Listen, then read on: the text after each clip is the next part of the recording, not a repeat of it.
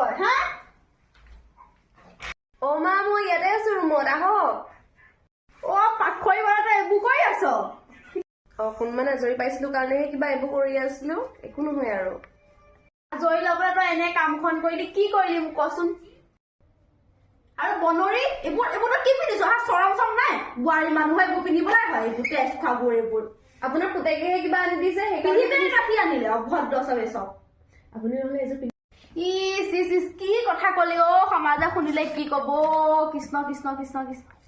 একো নহয় মা সমাজৰ কথা বাদ দিয়ক গম পাইছে নাই আপোনাৰ মোৰ কথাহে সঁচাকে কৈছো আপোনাক যে এতিয়াও 16 বছৰীয়া গাভৰুজনী নিচিনাই লাগি আছে গম পাইনে অ পিন্ধিব দেই সঁচাকে নি বাৰু অ সঁচাকে চাব পাৰি আকৌ নে অ পিন্ধকে মা হৈছেনে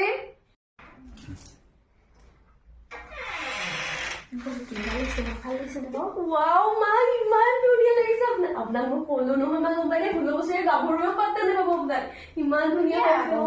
অ মা দেউতা ফিদা হৈ যাব গম পাইনে সঁচাকে অ সঁচাকে ইমান ধুনীয়া লাগিছে ধুনীয়াই ক'ব ভালকে সাজি ৰাখিব তহঁতেও পাত্তা নাপাবি নিপিন্ধো কাৰণেহে এতিয়া সমাজৰ ভয় ভালে লাগিছে বাৰু নিপিন্ধে মা পিন্ধিব আকৌ দুইজনীয়ে লগে ভাগে ফুৰিবলৈ যাম